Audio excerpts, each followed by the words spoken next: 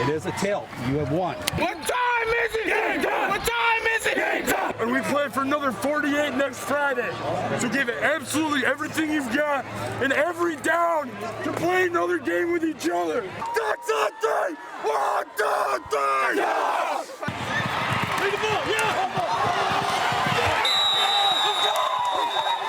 That was the easiest call you have all year. It is a long night. We don't let up. Hey, good shit. You told me you was gonna do it. You did it. There you go. You did it. On who? 6, 5, 4, 3, 2, 1. LH stay. LH stay.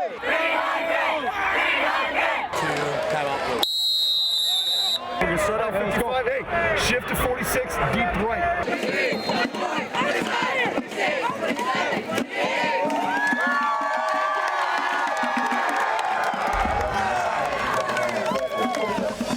Well, sounds of the game rarely disappoints, and then when you put together the best sounds of the entire year, it's really good. You know, last week, Lowell beat SMAC East co-champion Battle Creek Lakeview, while Byron Center beat SMAC West co-champion Portage Central. While the Red Arrows win might have been expected, the Byron Center win was more of a surprise. Tonight, they met for a Division II district championship at Red Arrow Stadium, and on the first drive of the game, Lowell moving down the field and handing to number 2, Max Dean, nephew of head coach Noel Dean, into the end zone for the score, and Lowell had a quick 7-0 lead. But in the second quarter, Byron Center looking to get in the end zone themselves. Josh Salzgaber with the ball, takes it up the middle, 27 yards for the score. Byron Center within 4 at 13-9, but Lowell would not be outdone. On the next possession, Ryan Stevens to Gabe Steve. What a combination they've been over the years. Lowell with another district championship. They beat Byron Center 48-17 tonight, and the Red Arrows advance to the regional in Division II next week, where they'll either host Muskegon or they will play at Mona Shores. And guys, Lowell, I think we all know how good Lowell is, and Byron Center gave them a game there for almost 2 quarters, but the Red Arrows just pull away. Yeah, you know, Lowell's a very tough team to prepare for, and you know, Coach Dean, when it comes time to November, there's not too many coaches that are that much better than him. You look at this game, and there's no losers in my mind. And the reason I say that is because Byron Center's got a great junior class coming up. Mark Sisko's done a great job.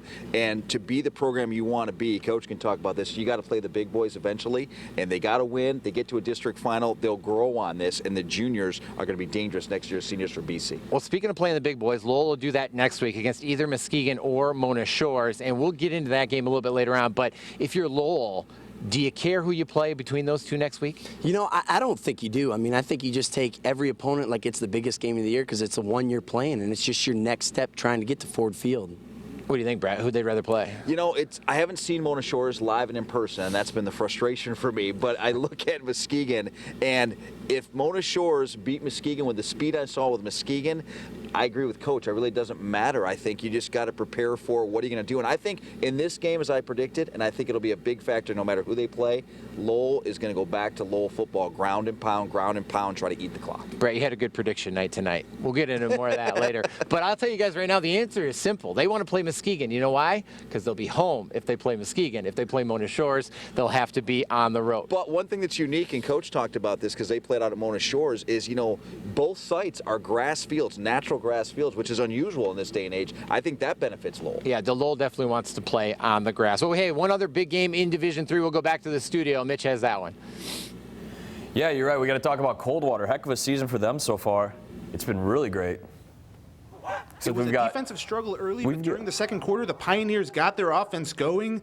They hand off to Bryce Hankey. He goes up the middle for some good yardage and ends up getting dragged down at the 4-yard line after a 24-yard gain.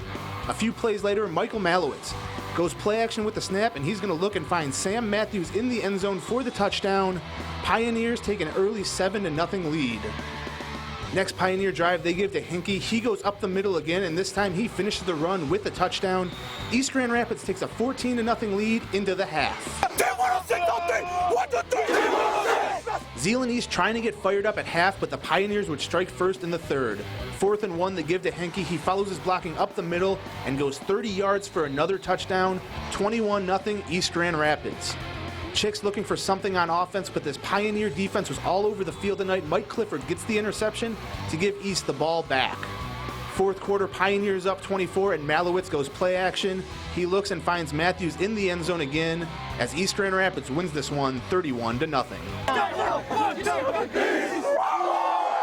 I'm real proud of our guys. I thought they made a statement today, and our defense was outstanding. I thought we, hurt ourselves a couple times in drives, but our offensively we did enough to win, and real proud of our guys. That feels nice for them. Yeah, I was on that team my sophomore year. We were one game out of getting into the playoffs, and last year we lost in the first game. So to be able to get in the playoffs and win and start a really fun ride, it's really cool as a senior.